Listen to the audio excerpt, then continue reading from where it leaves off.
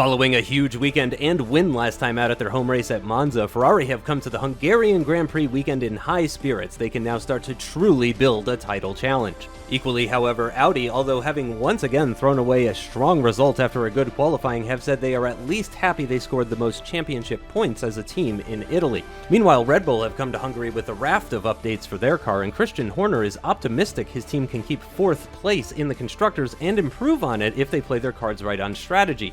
On the flip side, Mercedes boss Toto Wolff has bemoaned his team's lack of pace as of late, suggesting the engine department have hit a wall on development. One team that is quite the opposite is Renault, and with Jack Aitken scoring his maiden points in Formula 1 in Monza, the French outfit are looking forwards to catching the struggling McLarens in the standings. And finally, Jaguar come here knowing their tire wear will be a major factor in how their race pans out. Unlike Italy, the team will likely be needing one more stop than most to make it to the end of the race.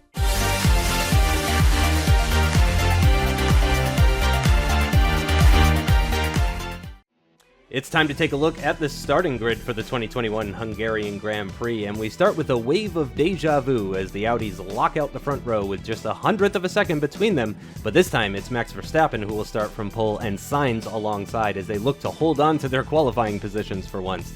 On row 2, it's a similar situation with Leclerc and Hülkenberg, but as with the front row, the positions are swapped from Italy, with the Prancing Horse taking P3 this time with just over a tenth to Nico in 4th.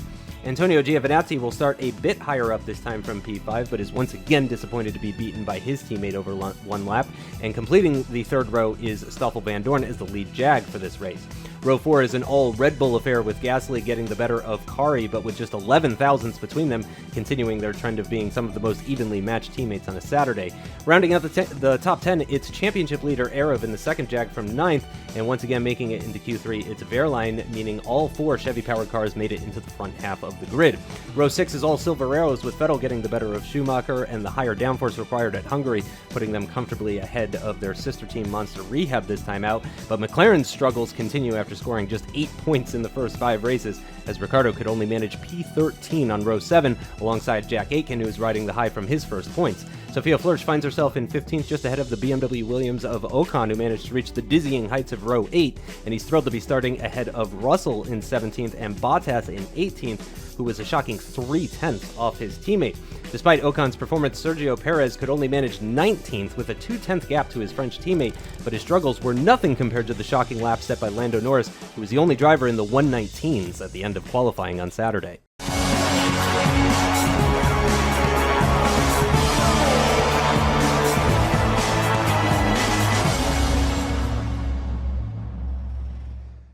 Hey, what's going on, guys? Aarava here, and welcome back to my F1 MyDriver Career mode, episode number 6 today for Season 7 at the Hungarian Grand Prix. If you did miss the last one, episode number 5 at the Italian Grand Prix, be sure to go check that one out before you see this one. This series usually gets uploaded every Friday. Last week, unfortunately, there were a few delays and it got uploaded on Saturday, so you may have missed it if you just check my channel, usually for that video, so be sure to go check that out. Perhaps one of the most action-packed races of this season so far, especially according to you guys in the comments below. I was loving reading through those, so thank you very much every single week for the kind comments and smashing the support as usual on this series. But yeah, after that episode then at Italy, this is how the Drivers' Championship looks then. We've still got that cushion in the lead of the standings, but Antonio Giovinazzi is a new contender that has thrusted himself into second place ahead of Pierre Gasly and Pascal Wehrlein. And in terms of the constructors, Jag, Hewitt, myself and Van Dorn still doing the job there, but Ferrari now are back in it in second place, with the likes of Red Bull eager to try and stay ahead of Audi if they can. But Audi lock up the front row here today for the Hungarian Grand Prix. So let's get into it. Overcast skies. We'll see if there's some rain involved later on, but here we go then. So 5 red lights to the Hungarian Grand Prix, round number 6 of this season. 5 red lights are out and we're underway. It is a good start for us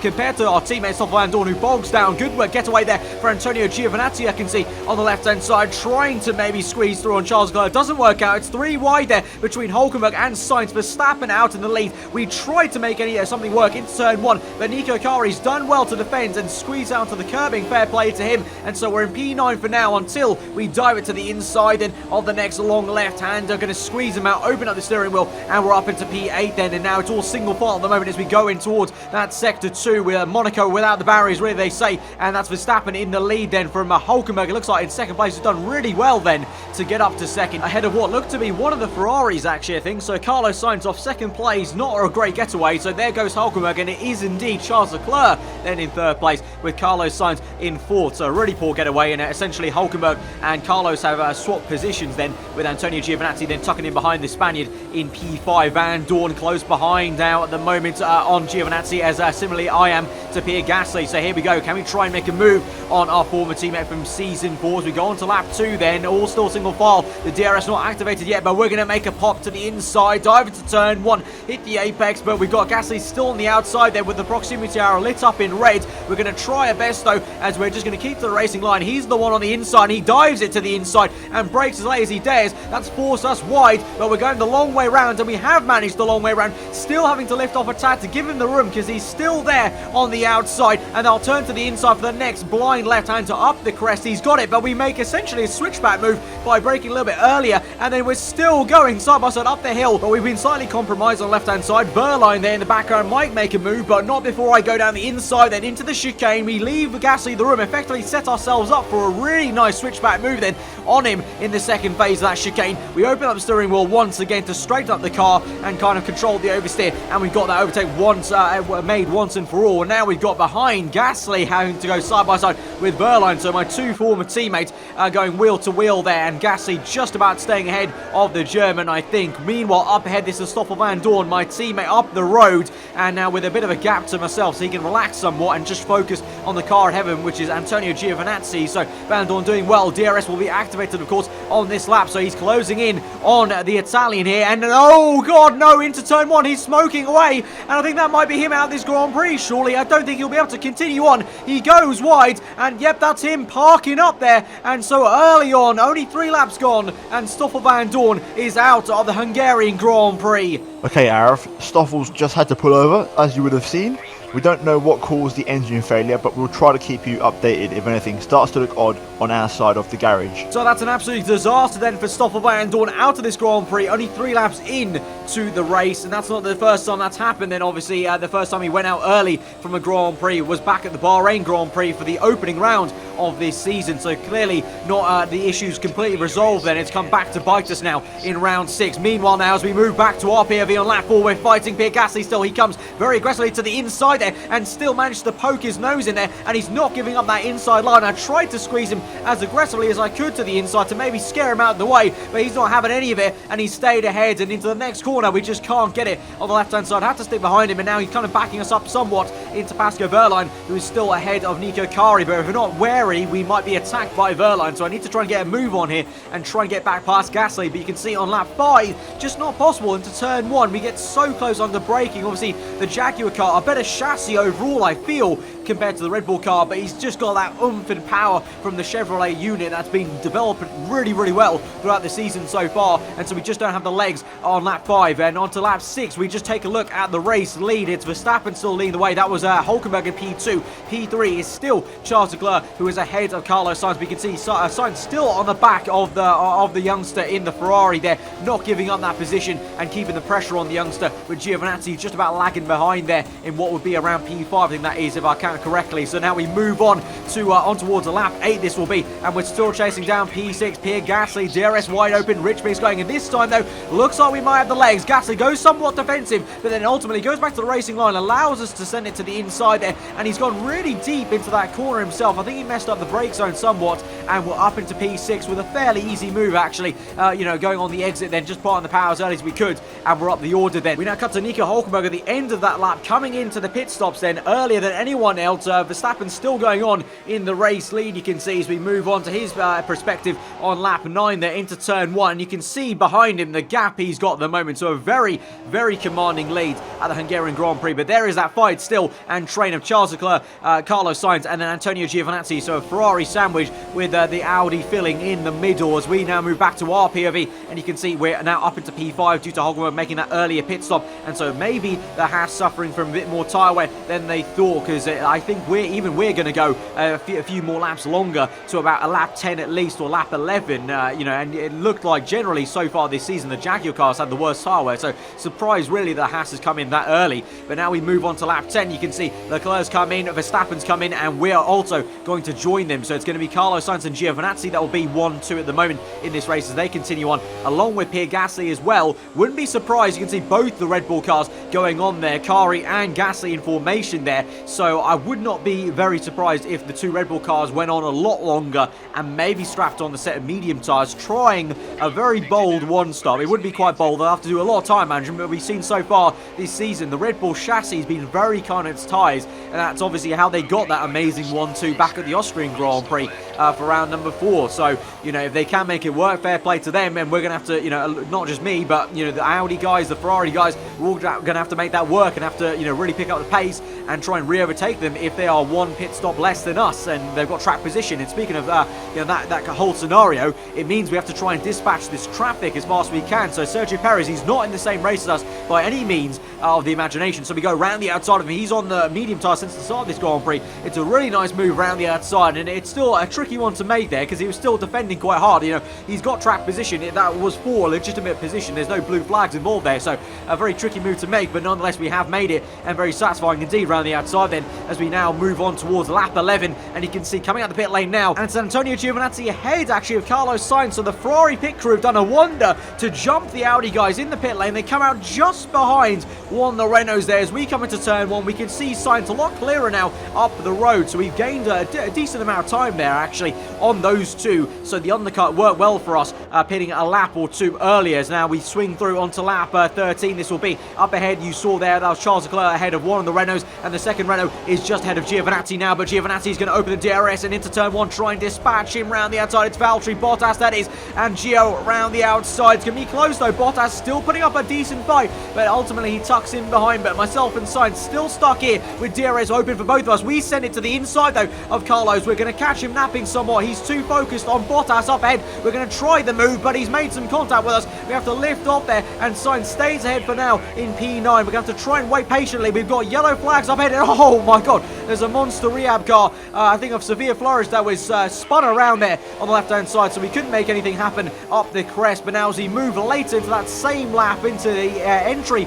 of sector 3, we've got Bottas going very slowly, locking up. I think that is on the apex there. Yes, he has, and that opens up the space for us to go around the outside. Sainz being closed off there by the Finn, and we're down the inside side by side with the Spaniard into the second last corner, even into the last, it looks like, as Sainz just about gets his nose, and he actually squirts the throttle into the apex, makes some contact with us, and is still going to keep up this fight. He's on the soft tires, and then look at that, the Audi power climbs through. But crucially, we're going to get good slipstream, and we're going to tuck back into that toe, and we're going to try the move, the same move Giovinazzi made on Bottas the lap earlier, round the outside of turn 1. Sainz still squeezing us hard, but on the exit we get the power down a little bit earlier than Carlos, and we should make this work. As now down the inside there, we should be able to have the better line. The Sainz locks up, we open up the steering wheel, and just like we did on Nico Kari on the opening lap, we squeeze him out, and we're up into P7 then. And Sainz lost a lot of time there with dirty air. Looks like he got really flustered as we squeezed him out, and so now we can try and get on the back of Valtteri Bottas, try and dispatch him as quickly as we can.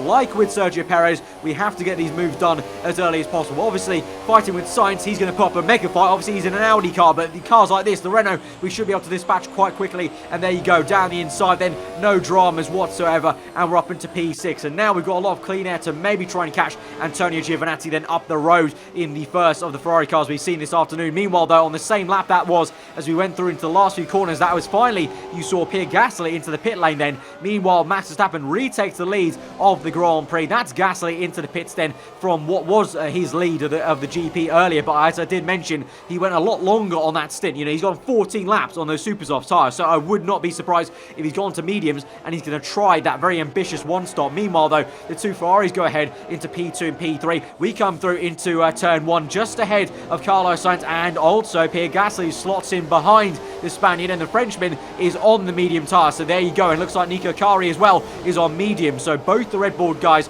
trying a one stop this afternoon. Meanwhile, though, let's take a look at the fight a little bit further back. This is Sebastian Vettel in the Monster Mercedes car, trying to make a move around the outside of one of the Williams guys. I think that's Esteban Ocon then, and so that'll be the German, the 5-time world champion, up into P8 now, just behind, you can see up the road, Nico Kari. I think that is in the first of the two Red Bull Chevrolet cars. So Vettel trying his best to wrestle the Mercedes car up the order. And speaking of the Mercedes powered cars, we've got Sofia Flores, who earlier span, you saw clearly with some brake issues there on lap 17. 17, so that may allude to her issues. And so as a whole, Monster Rehab having another tough afternoon here in 2021 as we now move back to our POV on lap 20. 15 laps to go. We have to go a little bit defensive against Carlos Sainz, who has DRS and Rich Mix available to him and trying to attack us. For now, though, it's no issue there. Very easy to defend as he didn't have quite the oomph to make a move around the outside, unlike Pascal Wehrlein, who's going right around the outside then of Sergio Perez. I think that is trying to make his way back up. The two Haas Chevrolet cars are indeed making a very aggressive pit stop strategy and are having more tyre issues than anyone really thought, really. I thought the tyre issues they're having would be the ones that we would have as a team in Jaguar, but not the case at the moment. We're kind of hanging on to what the Audi and the Ferrari guys are doing, at least. Obviously, the Red Bulls in a world of their own on an even more kind of conservative strategy. But now we move on to lap 21, and Sainz going to come back at us again for a second bite of the cherry, maybe to try and make this move. This time, a lot better into turn 1 from him. Right around the outside, he does get alongside us, but we do manage to squeeze him out once again, and that will allow maybe Gasly to get right back on him. Meanwhile, though, Nico Kari, the youngster in the Red Bull, is locked up into turn 1. That will allow Sebastian Vettel to make a move to the inside, invites him to basically overtake and make the move, and he's going to have to go the long way around, though. But Nico Kari's going to get the old elbows out here as they go through into the next flat-out right-hander. Both of them still neck and neck. Medium tyre V, the super soft, so the Red Bull's doing really well to keep that Mercedes at bay. Vettel, though, round the outside now, looks to have the momentum, and he finally gets it up the hill on that blind left-hander, and Vettel still showing he's got the good stuff here, even in inferior Mercedes cars. We now move back to our POV on the end of lap 21. We're going to come in now with 14 laps to go in this Grand Prix. Just about perfect to come in now for the soft tyres. Also getting undercut on some of the guys ahead of us, maybe getting some more time, potentially closing up to the Ferraris if we can. Also just kind of trying to get away really from the Audi of Carlos Sainz and Pierre Gasly's Red Bull.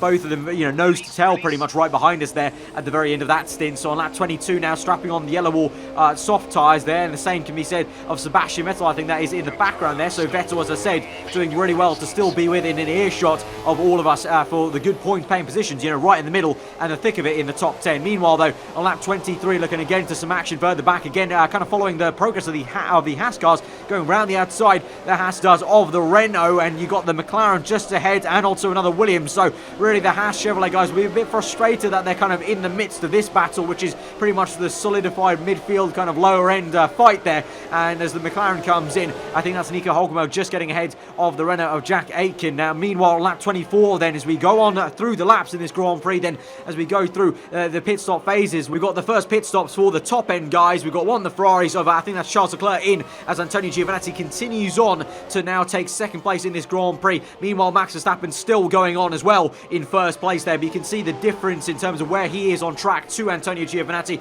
He's got a really commanding lead. He's looked so comfortable this entire race long. Meanwhile, his teammate Carlos Sainz, the reigning world champion from last year, struggling to match that same pace. So you can see maybe why Audi hired Verstappen.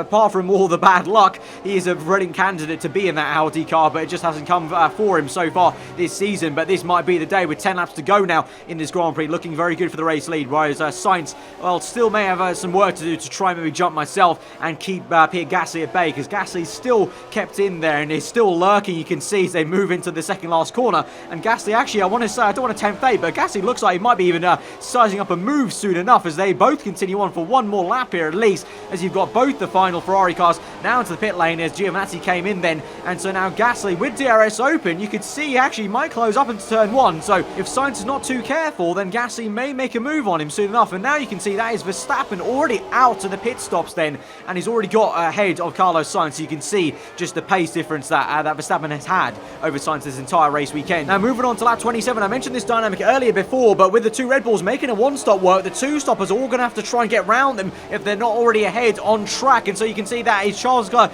going round the outside then of the first Red Bull Chevrolet car of the afternoon, Nico Kari, and now he's got Pierre Gasly to try and dispatch up the road, but effectively Charles is trying to get back into a net P2. But we move on to lap 28, and the safety car has been called out. Not too sure at the moment what the incident's for, but Max Verstappen leads the train then behind the safety car. We've got a lap car, Sophia Flourish, in second place there on the road, but in a net actual P2 is Pierre Gasly at the moment on those medium tyres. So Charles Leclerc still has some work to do to get up into second place, and as well as and his teammate Antonio Giovinazzi, who's still behind Nico Kari there. So both Ferraris looking to overtake respective Red Bull Chevrolet cars in this race, and then you've got Carlos Sainz behind Giovinazzi there. And as we move on to the next lap, we haven't seen much of ourselves since we made that second pit stop, and this is why. Okay, Araf, caution for any cars around you. Try your best to see if you can get the car back to the pit lane. The engine still has not gone into failure mode, but we do think it's the same issue Stoffel had. It's an absolute disaster then for the Jaguar team. First Van Dorn out on lap 3, and it looks like a similar sort of issue has taken us out now on lap 29. We're hobbling back to the pits, but that is not a pretty sight there as all the cars stream past under the safety car. We're limping back, trying to get back to the pits just to retire the car, and maybe we can try and fix the issue and resolve it for hopefully next race. And you would hope that we can resolve this. It happened once before at Bahrain, and we don't actually even get it back to the pits. We end up having to try and retire it on the left hand side, but the car starts to roll back on itself on the hill. But all round calamities in this Grand Prix. Okay, mate, stop the car, pull over on the left hand side of the track, stop the car, race over.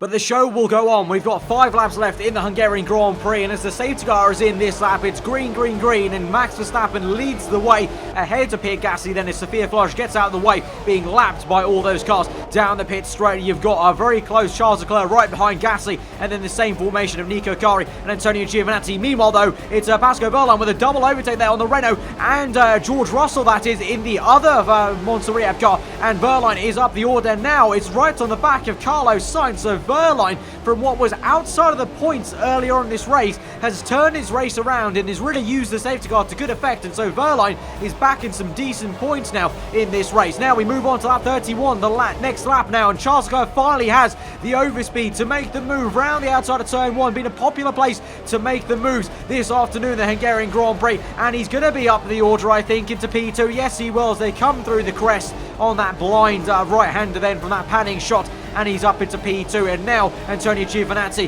who's already dispatched Nico Kari, then is going to try and dispatch Pierre Gasly as well as they go into lap 32 onto sector 3. It's going to be a long diving move to the outside, and it's going to be very impressive if we make this work. A little bit of contact made there between the Frenchman and the Italian, but it's going to be Giovinazzi that reigns supreme and is up into 3rd place. So Ferrari 2-3, they have done fantastically to get past the 2 Red Bull cars respectively then, and Carlos Sainz in what is now still P6 behind both the Red Bull cars for now, though, as he moves on towards lap 34. That may change now. He'll have the speed. He's going to have DRS now with 2 laps remaining. Can he overtake at least Nico Kari to get something more in this race? He locks up, Kari does, into turn 1. Round the outside will Sainz go, and that will be, I think, P5. He's going to have to do some fighting, though, on the exit as the Red Bull Chevrolet guy puts up a fight, but Sainz is going to get this, open up the steering wheel, is going to squeeze Kari out, and he's up into P5. So it's some consolation then for Carlos Sainz, but here comes Max Verstappen through the final corner on the road. He's going to cross the line for P1, but, and it's a big but, Max Verstappen actually sped under the safety car, so to cross the line with a 20-second time penalty, and that'll mean it's going to be a 1-2 for Scuderia Ferrari, with Charles Leclerc being the one that is going to win the Hungarian Grand Prix from Antonio Giovinazzi and Pierre Gasly to round out the podium there. You can see the full race results. Max Verstappen, 20-second penalty dealt to him. The bad luck only continues more. That is so bitter for Max Verstappen after literally dominating this Grand Prix. Something as simple as speeding on the safety car, I'm assuming probably on the restart, I think, has done it for him today. And so under official classification, Max Verstappen comes in P8 at the Hungarian Grand Prix with that 1-2 for Ferrari and Pierre Gasly rounding out the podium there. So this is how the standings look then after that double retirement from myself and Stoffel Vandoorne for both our Jaguar cars. We still lead the way, but now only by 4 points to Antonio Giovinazzi. Gasly in P3. Charles Leclerc jumps up into P4 of this championship with Carlos Sainz in 5th place there. Vandoorne down the order now in P7 behind Pascal Wehrlein, just ahead of Nico Hülkenberg. So a bit of a Haas sandwich going on there for Stoffel Vandoorne. And the Constructors' Championship, even more crucial though, because we've got a lead change. Scuderia Ferrari with a 1-2 this episode. The win at their home Grand Prix last episode. They take take the lead now of the Constructors' Championship ahead of ourselves, Jaguar, myself, and Van Dorn in second place there. Red Bull managed to jump up to third place. They're now ahead of Haas. So Haas wanted some fighting from Red Bull to really, compare the two chassis with the same engine, and now they've got it because Red Bull are ahead of them and clearly showing that Red Bull still have the better aero and chassis than Haas. So they still have some work to do there. And Audi make their way up into fifth place ahead of Mercedes despite the calamities for Max Verstappen. But that is nonetheless a calamity Verstappen along with us two Jags there today. So all topsy-turvy, and really the championship has been blown wide open almost here, with now you can see Ferrari clearly on a bit of a now momentum resurgence here, and Audi still there with a few niggling issues, but looks like they're getting a bit more comfortable in the races now these days. And now Jaguar, we have to question ourselves now. We don't even have reliability to maybe call into play in terms of the consistency. We now need to really work on the R&D pace if we want to keep in this championship fight, not only the drivers but also the constructors, you can clearly see. But guys, if you have enjoyed that thoroughly entertaining episode, smash that like button. Let me know what you thought in the comments below. If you are new around here, then do get subscribed for weekly Formula 1 content. Guys, can we try and aim for 2,000 likes on this episode? I think we just about missed it on episode number 5. We can try and do that for this episode. That'd be absolutely awesome. 2,000 likes, and I will love you guys so much. I hope you guys enjoy the rest of your day, and I will see you guys next time.